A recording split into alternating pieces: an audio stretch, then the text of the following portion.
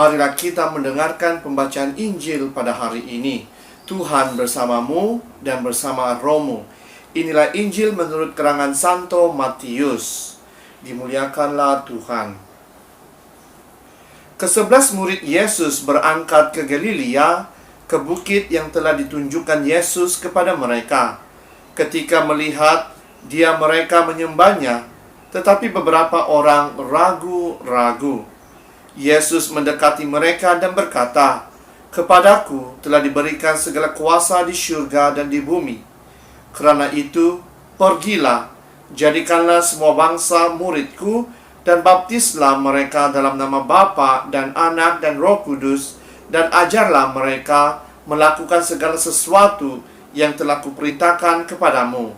Dan ketahuilah, aku menyertai kamu sentiasa sampai pada akhir zaman." Demikianlah Injil Tuhan.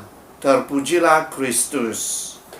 Saudara dan saudari yang seiman dalam Yesus Kristus, hari ini kita merayakan pesta kenaikan Tuhan ke surga. Tetapi bagi Dayosis Sendakan, perayaan ini hanya dirayakan pada hari Minggu Paskah yang ke-7, yaitu pada ujung minggu ini. Jadi, apa yang kita tahu mengenai kenaikan Yesus ke surga? Bagi kita, kenaikan Yesus ke surga adalah satu perpisahan, di mana Yesus tidak akan lagi bersama-sama pengikut-pengikutnya dan juga bersama-sama kita di dunia ini. Tetapi bagi saya, perpisahan ini adalah perpisahan fisik sahaja. Karena apa? Karena dalam beberapa minggu sebelum ini, Yesus sendiri mengatakan bahwa apabila dia tidak bersama-sama dengan kita lagi, kuasa Roh Kudus ataupun Roh kebenaran akan diberikan kepada kita. Oleh itu, percayakah kita akan Roh kebenaran yang akan diberikan Yesus kepada kita semua? Inilah janji-janjinya. Dan saya percaya bahwa melalui Roh kebenaran itu kita dapat meneruskan misi Yesus untuk melakukan pekerjaannya di dunia ini. Bukan itu sahaja, apabila dia menurunkan kuasa Roh kebenaran itu, kita akan menjadi akrab dengan Yesus. Karena apa? Karena dia akan tinggal di dalam hati kita. Dia akan bersama-sama dengan kita. Itulah makanya kadang-kala kita merasakan bahwa pada masa Yesus masih berada bersama-sama muridnya, atau masih bersama di dunia, apabila Yesus berada di dunia, kita merasakan kadang-kala Yesus itu jauh, dan kadang-kala kita merasakan Yesus itu dekat. Tetapi apabila dia menurunkan kuasa Roh kebenaran itu di dalam diri kita, kita akan merasakan bahwa Yesus benar-benar tinggal di dalam hati kita. Itulah makanya malaikat berkata kepada pengikut Yesus, "Mengapakah kamu berdiri dan memandang ke langit?" Iya, Yesus tidak ada di langit yang tinggi nun jauh di sana, melainkan ia ada di dalam hati kita, dekat dengan jantung kita. Setiap kali jantung kita berdetik, itulah saat Yesus hadir di dalam diri kita, saudara dan saudari. Bukan itu sahaja, Santo Paulus dalam bacaan kedua mengatakan, agar Tuhan memberikan kepada kita roh, hikmat, dan wahyu untuk mengenal Dia dengan benar, supaya Ia menjadikan mata hati kita terang, agar bisa memahami pengharapan yang ada padanya.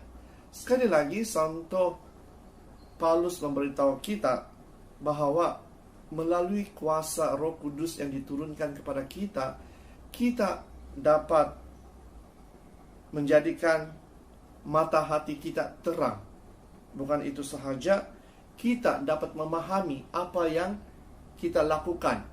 Karena apa yang kita lakukan itu bukannya dari diri kita, tetapi Yesuslah yang menggunakan kuasa Roh Kudus itu berkarya untuk mewartakan kabarnya di dunia ini. Dan pertanyaan yang kita harus tanya dalam diri kita ialah, bagaimanakah kita dapat merasakan kehadiran Yesus itu di dalam kehidupan kita setiap hari? Pertama, kita dapat merasakan kehadiran Yesus di dalam diri kita setiap hari apabila kita membaca firman Tuhan. Karena firman Tuhan itu adalah firman yang hidup, yang dapat membantu kita, yang dapat menggerakkan diri kita untuk melakukan kebaikan.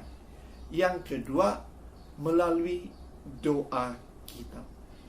Kita harus ingat, doa bukan sahaja doa pribadi kita, tetapi doa bersama orang-orang di sekeliling kita. Berdoa bersama kumpulan-kumpulan kecil di gereja kita. Karena Yesus mengatakan, di mana 2 atau 3 orang berkumpul atas namanya, di situ ia hadir.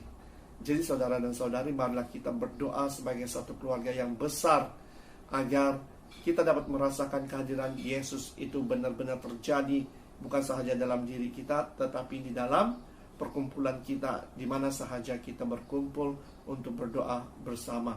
Dan yang ketiga, yang paling penting adalah di dalam sakramen Ekaristi.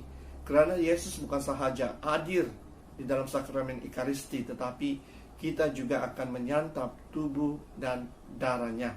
Karena itulah lambang kesaksian kita bahwa Yesus yang telah menyelamatkan kita melalui dosa-dosa telah hadir melalui sakramen yang dirayakan oleh para padri di dalam Ekaristi. Jadi saudara dan saudari, inilah cara bagaimana kita dapat merasakan kehadiran Yesus dalam diri kita. Oleh itu, marilah kita menjadi saksi Yesus kepada semua orang, agar mereka percaya bahwa Yesus itu tidak pernah meninggalkan kita.